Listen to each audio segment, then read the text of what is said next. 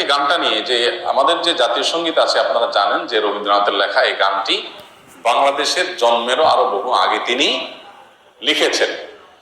এই গীতটা মূলত বাংলাদেশকে কেন্দ্র করে লেখা হয়। বাংলাদেশকে কেন্দ্র করে যেটা লেখা হয়নি সেটা কেন বাংলাদেশের জাতীয় সঙ্গীত হতে যাবে, এটা একটি বিষয়। আরেকটা বিষয় হলো, যেই গীতের মধ্যে কোথাও বাংলাদেশ শব্দটাই নেই, সে গীত কিভাবে এদেশের জাতীয় সঙ্গীত হতে পারে? বিধায় আমি তো মনে করি যে এই দাবিটা অযৌক্তিক না, যে আমাদের জাতীয় সঙ্গীত পরিবর্তন করা এটা সময়ের সবচেয়ে গুরুত্বপূর্ণ দাবিগুলোর মধ্যে থেকে একটি। বাংলা বিসমিল্লাহির রহমানির রহিম। যেই মৌলানা ইসলামিক স্কলার যে বক্তব্যটি দিয়েছেন, আমি তার সাথে সম্মানের সহিত আমি দ্বিমত পোষণ করছি যে পৃথিবীর প্রত্যেকটা বস্তুরই সৃষ্টি হওয়ার আগে বা সৃষ্টি করার আগে তার একটি ব্যাকগ্রাউন্ড থাকে, তার একটি ইতিহাস থাকে। এটা ইসলামী দিক থেকে যদি আমি বলি যে মানুষ সৃষ্টি করার আগে বা পৃথিবীতে সৃষ্টি হওয়ার আগেই অনেক কিছু ছিল, প্রি হিস্টোরিক্যাল অনেক কিছু ঘটেছে, যে পরিপ্রেক্ষিতে এই পৃথিবীতে মানুষকে প্রেরণ করা হয়েছে এবং এই পৃথিবী আজকে এতটা সুন্দর। ঠিক তেমনি 1971 সালের যে আমরা স্বাধীনতা পেয়েছি, সেই স্বাধীনতার পূর্বেও অনেক তাৎপর্যপূর্ণ হিস্টোরি রয়েছে। তার মধ্যে অন্যতম হলো 1952 সালের যে ভাষা আন্দোলনটা। তো 1952 সালে যে ভাষা আন্দোলনটা হয়েছে, সেই ভাষা আন্দোলনটাকে কি এখন আমরা অস্বীকার করব যে না, আমরা তো 1971 সালে আমরা একটা স্বাধীন রাষ্ট্র পেয়েছি। তো যেহেতু 1971 সালে যেহেতু স্বাধীন রাষ্ট্র পেয়েছি, সেহেতু 1952 সালের ভাষা আন্দোলনটা আমরা গ্রহণ করতে পারি না, কারণ এটা আমাদের ওই সময় কোনো স্বাধীন রাষ্ট্র হিসাবে ছিল না। এবং 1952 সালে যে ভাষা আন্দোলনটা করা হয়েছে, সেই ভাষা আন্দোলনের সাথে অর্থাৎ ভাষা আন্দোলনের উদ্দেশ্য ছিল না যে স্বাধীন কোনো রাষ্ট্র হিসাবে বাংলাদেশ আবির্ভূত হবে। কিন্তু আমি বলি যে 1952 সালের ভাষা আন্দোলনের স্রোতে আমরা 1971 সালে মুক্তিযুদ্ধ করেছি এবং তার বিনিময়ে আমরা এই স্বাধীন বাংলাদেশ পেয়েছি। তাই 1905 সালে যে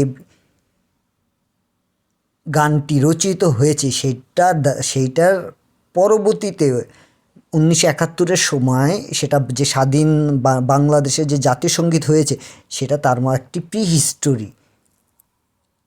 আসুন এবার আমরা দ্বিতীয় হুজুরের বয়ানটা শুনি, তিনি কি বলছেন জাতীয় সঙ্গীত সম্পর্কে। দেশকে কেন্দ্র করে কিন্তু এই জাতীয় সঙ্গীত লেখা হয় নাই, লেখা হয়েছে বাংলাদেশের জন্মের অনেক আগে। জাতীয় সঙ্গীতে আসলে আমাদের বাংলাদেশে যেটি প্রচলিত, আমার সোনার বাংলা আমি তোমায় ভালোবাসি, এখানে সমস্যাটা কোথায়? জাতীয় সঙ্গীতের ব্যাপারে অনেক কথা হচ্ছে যে বাংলাদেশে যে জাতীয় সঙ্গীত আমাদের দেশে প্রচলিত, এই জাতীয় সঙ্গীতে কিছু কথা নাকি ইসলামের সাথে সাংঘর্ষিক। 2 নম্বর বিষয় হচ্ছে জাতীয় সঙ্গীত পরিবর্তন তো অনেক দেশেই হয়। কোনো কারণে যদি আমাদের যারা নেতৃস্থানীয় অথবা যারা নীতি নির্ধারক তারা পরিবর্তন করে, এটা কি বড় কোনো সমস্যা বা গুনাহের কারণ হয়ে দাঁড়াবে? দেখেন, যে কোনো বিষয়ে আমরা কিন্তু শরীয়ী দৃষ্টিভঙ্গি আপনাদের সামনে তুলে ধরি। শরীয়ী দৃষ্টিভঙ্গি, শরীয়হ এ ব্যাপারে কি বলছে সে বিষয়টা আপনাদের সামনে আমরা তুলে ধরি। এখন জাতীয় সঙ্গীত আসলে পবিত্র কোরআনের কোনো আয়াত না। জাতীয় সঙ্গীত যদি কখনো পরিবর্তন প্রয়োজন মনে করে নীতি নির্ধারকরা, তাহলে পরিবর্তন করতে পারে। কারণ শুধুমাত্র বাংলাদেশ না, বাংলাদেশেই যে জাতীয় সঙ্গীত আছে বিষয়টা এরকম না, পৃথিবীর প্রত্যেকটা দেশেই কিন্তু জাতীয় সঙ্গীত আছে। আমাদের যে জাতীয় সঙ্গীত, এই জাতীয় সঙ্গীত লিখেছে কে? লিখেছে রবীন্দ্রনাথ ঠাকুর। আর এই জাতীয় সঙ্গীত সুর করেছেন আরেকজন। এখন সুরকারের নামটা আমরা আড়ালেই পাই, সরাসরি তার ব্যাপারে যে কথা বলা হয় জাতীয় সঙ্গীতের যে আমি এখানে একটু কথা বলে রাখি, তিনি হয়তো গগন হরকরার কথা বলতেছেন, যে তার সুরটাকে সে নকল করেছেন। আসলে পৃথিবীতে যদি বলি রিসার্চ আর নকল, এই দুইটার মধ্যে কিন্তু অনেক পার্থক্য রয়েছে। আর একটা আমি কথা বলতে চাই, সারে গা মা, এই যে কোনো বাংলা গানের সুরের যেই প্রথম যে ভিত্তিপ্রস্তরটা, সেটা হচ্ছে সারেগামা। এই সারেগামাকে কেন্দ্র করে বাংলার যত রকমের গান হয় সবগুলো কিন্তু সারেগামাকে কেন্দ্র করেই হয়।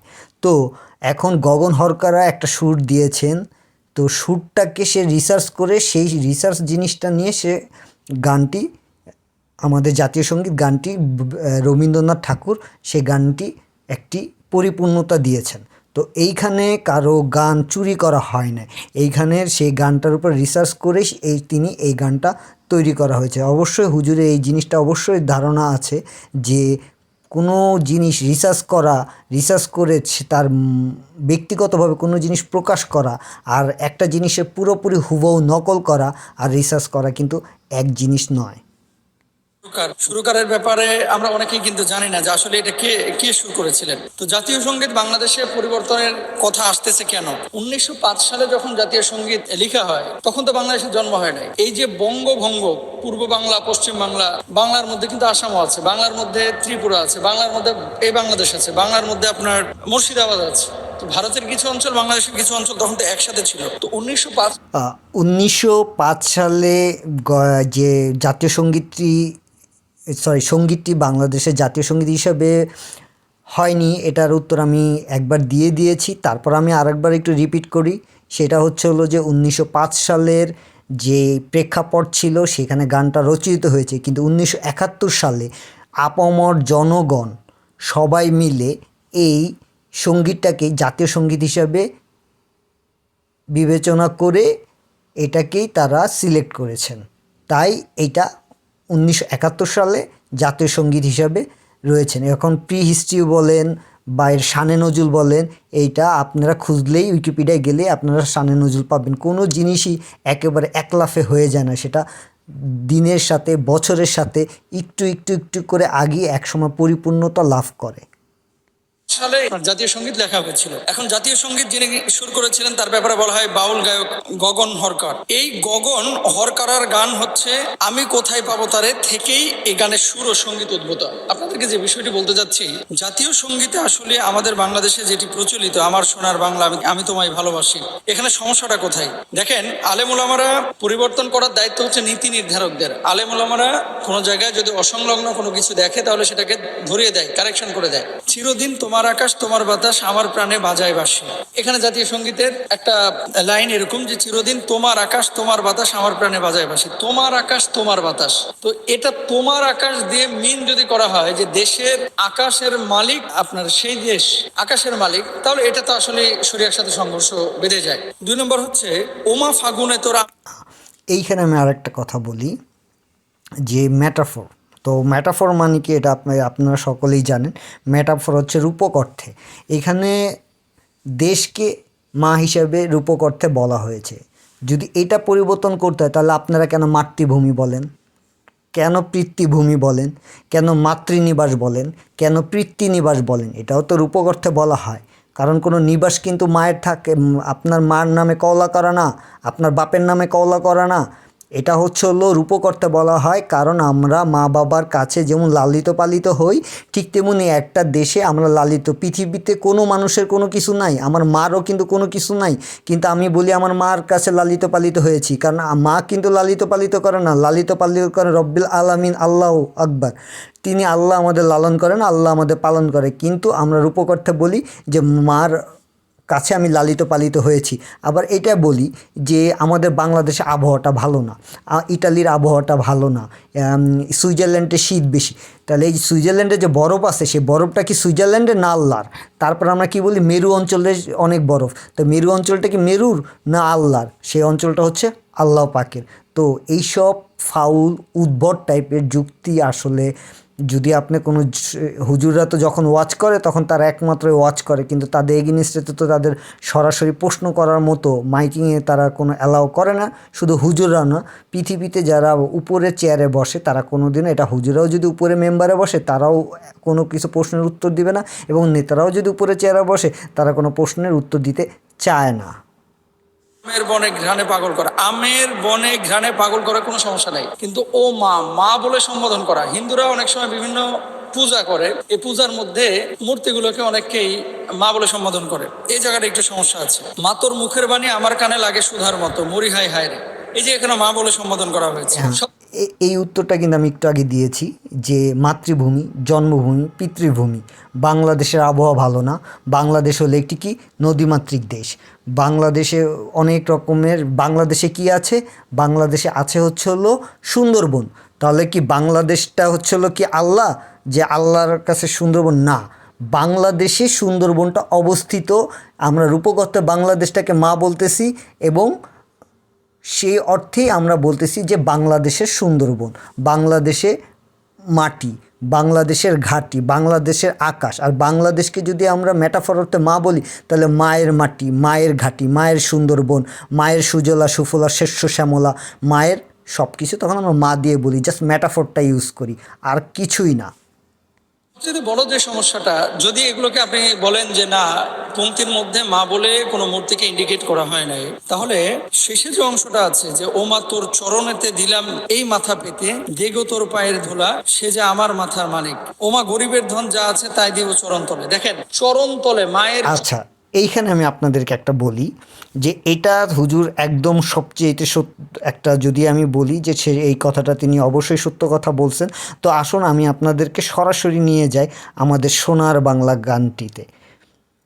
তো একটু ধৈর্য ধরে একটু ওয়েট করতে হবে সোনার বাংলা গানটি বাইর করার জন্য। গীতিকথা এইখানে দেখেন, এইখানে কিন্তু আপনারা দেখতে পাচ্ছেন একটা হচ্ছে বোর্ড লাইন আর একটা হচ্ছে সফট লাইন। এই সফট লাইনগুলো আমরা কিন্তু ইউজ করি না, এটা কিন্তু সোনার বাংলা আমাদের জাতীয় সঙ্গীত থেকে বাদ দেওয়া হয়েছে। কী কারণে বাদ দেওয়া হয়েছে? বাদ দেওয়া হয়েছে এই কারণে যে এইটা আমাদের ধর্মের সাথে সাংঘর্ষিক। ওই 1971 সালে সব মৌলানারা কিন্তু রাজাকার ছিলেন না, সব আলেমরা কিন্তু রাজাকার ছিলেন না, কিছু গুটি কয়েক মানুষ রাজাকার ছিলেন, প্রভাবশালী লোকরা যারা ছিলেন তারা। তো সেই সময় এইখানে অনেক লাইন আছে যা আমরা আমাদের জাতীয় সঙ্গীতে আমরা ইউজ করি না, আমাদের যেটা গ্রহণযোগ্য সেইখানেই তারা সংস্কার করে সেই কয়টা গানই আমাদের দেওয়া আছে বোর্ড লাইন করে। আমরা সাধারণত 3, 3, 6, 7, 8, 9, 10, 11 এই 11 লাইনটাই আমরা আমাদের জাতীয় সঙ্গীতে ইউজ করি। আমি আজ পর্যন্ত কোনো স্কুলে, কোনো কলেজে, এই পর্যন্ত অনার্স পর্যন্ত লেভেলে আমরা পড়েছি এবং স্কুলে আমরা প্রতিনিয়ত জাতীয় সঙ্গীতে গাইছি এবং শুনছি।